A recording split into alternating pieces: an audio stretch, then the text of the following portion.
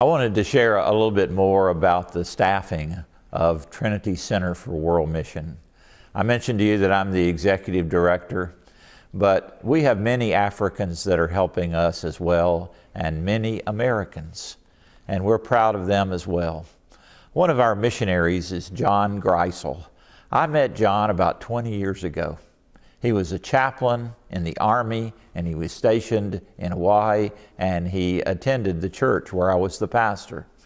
John is a guy who gets up early in the morning, and he loves to take on difficult jobs.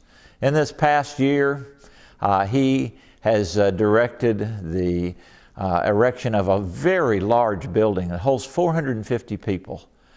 He is the brains behind all of the water processing and many other things. He's a great teacher on the radio. He's a great teacher in TBI. He has a Master of Theology degree from Covenant Seminary. And so here's John now to tell you a little bit about what's going on Mount Elgon at Kirwoko Study Center. Good afternoon, everyone. I'm Pastor John, and you're joining me at a place called Kapchorwa, which is in a place called the Kirwoko, and you're at the Kirwoko Study Center, which has recently been dedicated and now exists to support the education of pastors in this area.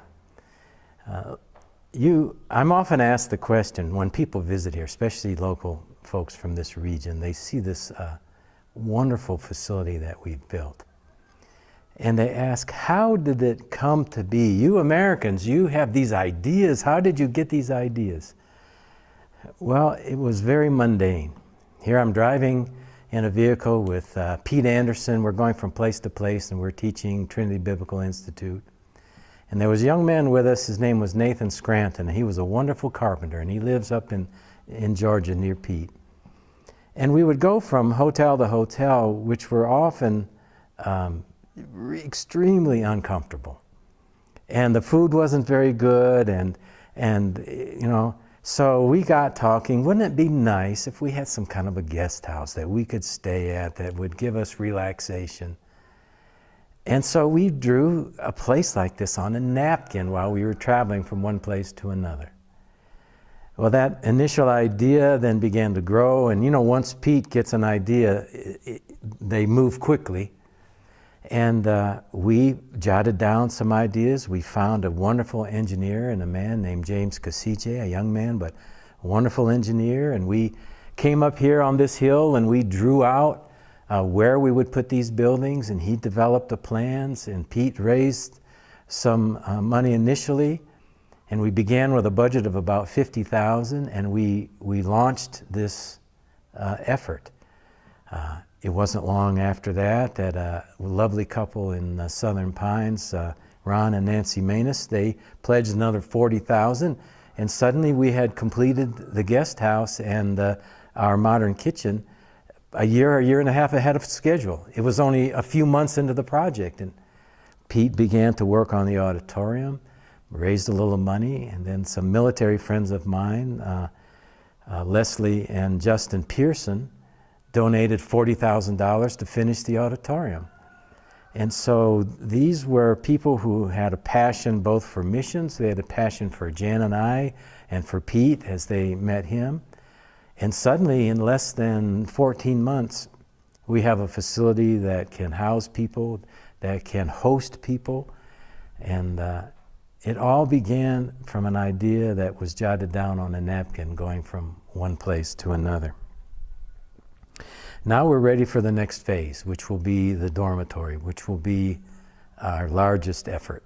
So far, purchasing our property, building all the buildings, the guard house, the traditional kitchen, the auditorium, guest house, and modern kitchen has cost about 1 billion shillings.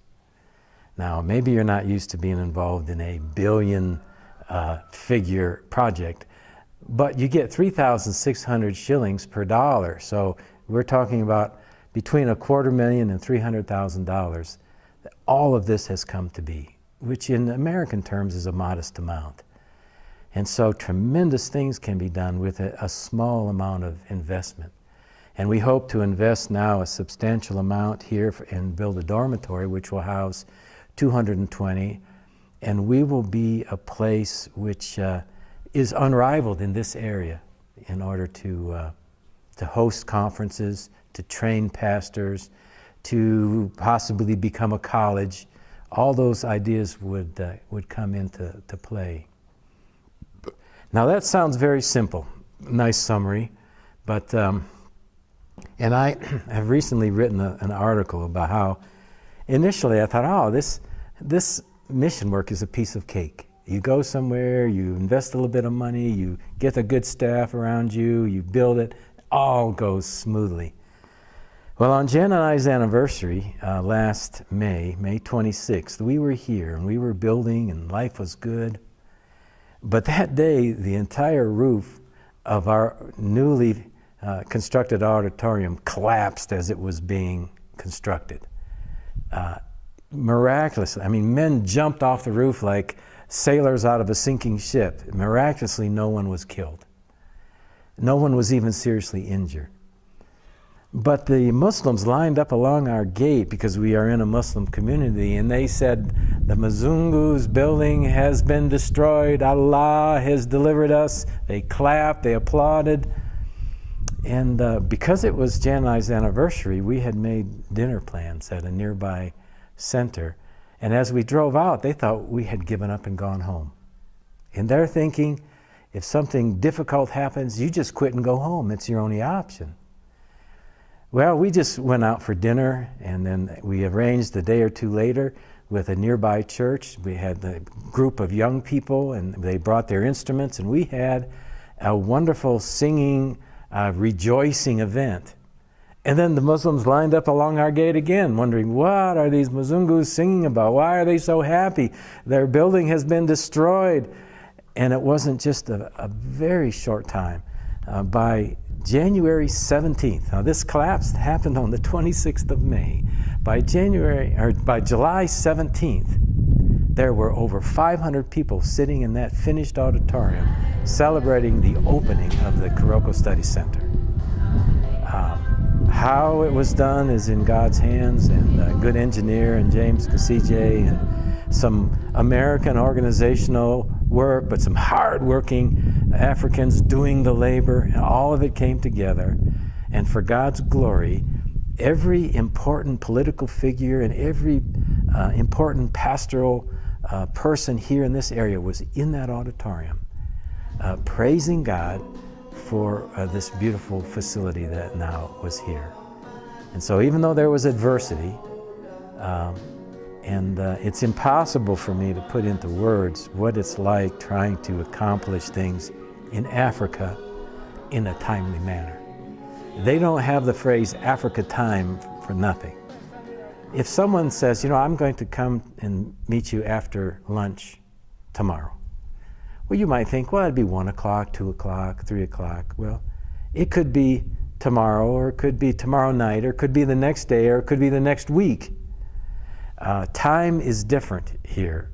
And so when it comes to building schedules and staying on so that all the trades and all the things work out in order, it is a challenge beyond words. And yet the Lord has ordered our steps. And now we have this lovely facility.